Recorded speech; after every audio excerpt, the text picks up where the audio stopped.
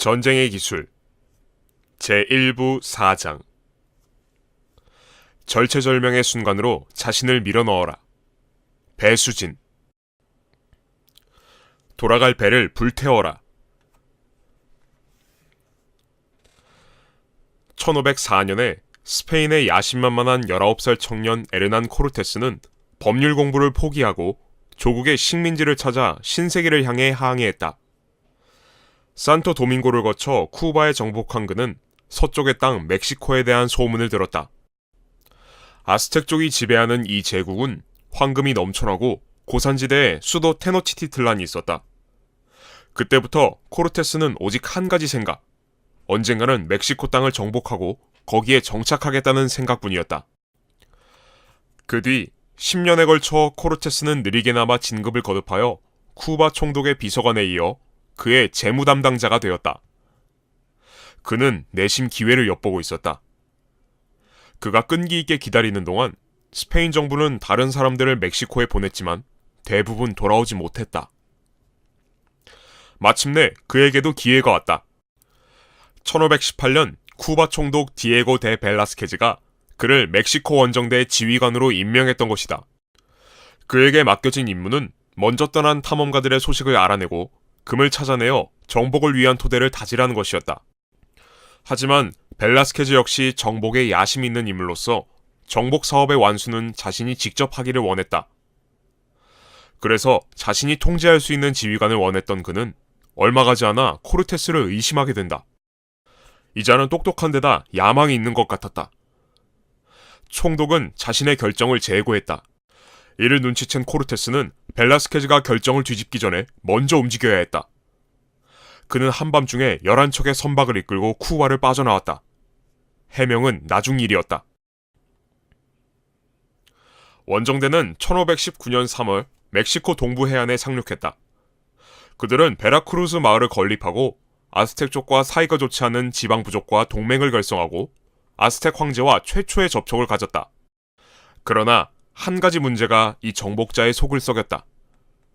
함께 온 500명의 병사들 속에는 벨라스케즈가 첩자로 심어둔 자들이 섞여 있어 코르테스가 하는 일마다 딴죽을 걸기 일쑤였다. 벨라스케즈 추종자들은 코르테스가 수집 중인 금을 함부로 관리하고 있다고 비난했으며 만약 그가 군사를 움직여 멕시코 정복의 야망을 드러내기만 하면 그가 미쳤다는 소문을 퍼뜨릴 것이라고 했다. 부하 500명을 이끌고 50만 아스텍인들을 대적하려는 것은 누가 보아도 명명백백한 규탄 사유였다. 아스텍인들은 포로의 살을 먹고 가죽을 전리품으로 삼아 옷으로 해입는다는 무시무시한 전사들이 아니던가. 제정신이라면 그들의 금을 차지하고 쿠바로 귀환한 뒤 군대를 이끌고 나중에 오면 될 것이었다. 숱한 질병과 의식주의 부족을 감내하면서까지 게다가 수적으로 열세인 상태에서 이 금단의 땅에 머무를 까닭이 대체 뭐란 말인가? 농장과 아내와 안락한 생활이 기다리고 있는 쿠바로 돌아가지 않을 이유가 뭐가 있을까? 코르테스는 말썽꾼들에게 적당한 조치를 취했다. 일부에겐 뇌물을 조금 주고 일부는 긴밀히 주시했다. 그와 동시에 불평분자들의 입김이 다른 사람들에게 작용하는 것을 막기 위해 부하들과 신뢰관계를 구축하는 데 힘썼다. 모든 게 잘 돌아가는 듯 보였다. 그런데 7월 30일 밤 스페인 선원 하나가 코르테스의 잠을 깨우고서는 자신이 음모에 가담했다고 용서를 빌면서 음모자들이 선박을 탈취해서 쿠바로 돌아가 코르테스의 배신 행위를 벨라스케즈에게 일러 바치려 한다고 했다. 코르테스는 이번이야말로 결정적인 순간임을 직감했다. 그는 그 모의를 쉽게 진압할 수 있었지만 신중히 다룰 필요가 있었다. 부하들은 거칠었고 마음속으로는 금과 쿠바와 가족들에 대한 생각뿐이었다. 아스텍족과 일전을 벌인다는 생각은 추호도 없었다. 이렇게 분열되고 믿기 힘든 부하들을 데리고는 제국을 정복할 수 없는 노릇이긴 하지만 어떻게 해야 그들의 마음을 움직여 그가 당면한 막중한 과업에 집중하게 한단 말인가? 그는 심사숙고한 후 신속하게 행동을 취했다. 음모자들을 붙잡아 주모자 둘을 교수형에 처했다. 다음으로는 조타수들에게 뇌물을 주어서 모든 선박에 구멍을 뚫게 한 뒤 선박의 갑판을 벌레가 쏠아버려서 항해 불가 상태가 되었다고 공표하게 했다. 코르테스는 이 소식에 충격을 받은 척했고 벌레들이 그럴싸한 구실이었기 때문에 병사들도 의심 없이 받아들였다. 하지만 조타수들이 구멍을 충분히 뚫어놓지 않은 탓에 수장된 선박은 5척에 불과했다. 며칠 후 오직 한 척만 남겨두고 나머지 배까지 모두 물속에 가라앉았다. 병사들은 그제야 모든 것이 코르테스가 꾸민 일임을 확신하게 되었다. 코르테스가 회의를 소집했을 때 그들은 반항적이고 살벌한 분위기였다. 예민해져 있을 때가 아니었다. 코르테스는 부하들에게 연설했다. 본인이 이 재앙에 책임이 있다. 인정하겠다. 내가 그것을 명했으나 이제는 돌이킬 수 없는 일이다. 자네들은 나를 목매달 수 있겠지만 저기에 찬 인디언들에게 둘러싸여 있는 데다가 돌아갈 선박마저 없다. 분열되고 지도자도 없다면 자네들은 비명행사할 것이다. 유일한 대안은 나를 따라 테노치티틀란으로 가는 것이다. 아스텍을 정복하고 멕시코의 지배자가 되어야만 살아서 쿠바로 돌아갈 수 있다. 테노치티틀란에 당도하기 위해 우리는 맹렬히 싸워야 한다. 단결해야만 한다. 조금이라도 의견이 불일치한다면 패배와 끔찍한 죽음의 나락에 빠질 것이다. 상황이 끔찍하지만 자네들이 필사적으로 싸워만 준다면 나 코르테스가 자네들을 승리로 이끌 것임을 약속한다. 우리 부대는 수적으로 적기 때문에 그만큼 걷어들일 영광과 재산은 더욱 커질 것이다. 이 도전을 감당 못할 겁쟁이들은 남아있는 선박을 타고 집으로 돌아가도 좋다. 아무도 그 제안을 받아들이지 않았고 마지막 선박마저 물속으로 가라앉혔다. 그 뒤 몇 달 동안 코르테스는 부대를 해안과 베라크루스에서 멀리 떨어진 곳으로 이동시켰다. 그들의 관심은 오직 아스텍 제국의 심장, 테노치티틀란에 집중되었다. 불평불만과 이기심과 탐욕은 모두 사라졌다. 자신들이 처한 상황의 위험성을 이해한 정복자들은 무자비하게 싸웠다.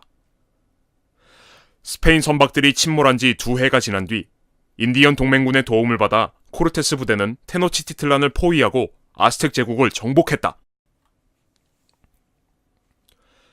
해석. 음모의 밤에 코르테스는 빠르게 생각했다. 당면한 문제의 뿌리는 무엇인가?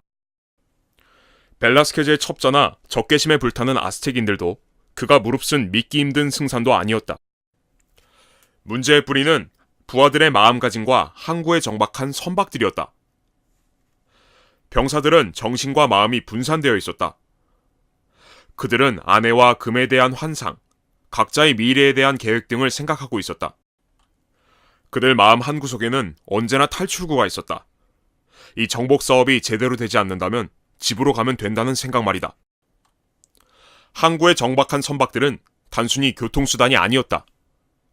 선박이 상징하는 것은 쿠바와 언제든 떠날 자유, 증원부대를 요청할 수 있는 능력 등 숱한 가능성이었다. 병사들에게 선박은 언제라도 일이 틀어지면 기댈 수 있는 버팀목이었다. 코르테스가 문제점을 확인했을 때 해결책은 간단했다. 선박을 없애는 것이었다. 부하들을 절박한 상황에 밀어넣음으로써 그들로 하여금 치열하게 싸우게 하려는 의도였다. 위기감은 현재와의 강력한 연결고리에서 나온다. 구조되기를 꿈꾸거나 더 나은 미래를 바라는 대신 당면한 이슈를 직시해야 한다. 실패하면 끝장이다. 긴급한 문제에 완전히 열중하는 사람들은 위협적이다. 그들은 실제보다 훨씬 강해 보인다. 위기감은 힘을 배가시키고 강한 추진력을 부여한다. 긴박함이 힘을 부여함으로써 코르테스의 병사들은 단순히 500명이 아니라 그보다 훨씬 큰 병력의 군대가 되었다. 코르테스처럼 당신도 문제의 뿌리가 어디 있는지 알아내야 한다. 그것은 주변 사람들이 아니다. 그것은 당신 자신이며 당신이 세상을 대할 때 지니는 정신이다. 당신은 마음 한구석의 탈출구와 버팀목, 즉 일이 잘 되지 않을 때 기댈 수 있는 어떤 것들을 마련해둔다. 부자 친척이 돈으로 길을 터주지 않을까? 딱히 꼬집어 말하기 힘들지만 지평선 멀리 대단한 기회가 기다리고 있고 눈앞에는 시간이 끝없이 펼쳐져 있을 것만 같지 않은가? 익숙한 일자리와 순조로운 인간관계가 있는데 실패한들 어떠한가? 코르테스의 부하들이 자기들의 배를 보험으로 여겼듯이 당신 또한 이번의 후퇴가 오히려 축복처럼 느껴질지도 모른다. 실제로 그것은 저주인데도 말이다. 실패는 당신을 분열시킨다. 선택권이 있다고 생각하기 때문에 당신은 하나의 일을 철저히 완수할 만큼 열중하지 않고 원하는 것을 제대로 얻을 수 없다. 가끔은 돌아갈 배를 수장시키고 불태워 성공하느냐 추락하느냐는 단 하나의 선택권만 남겨두어야 한다. 배를 불태울 때는 가능한 현실감 있게 하라. 안전망을 철거해야 한다. 때로는 어떤 목표에 도달하기 위해서 다소 절박해질 필요가 있다.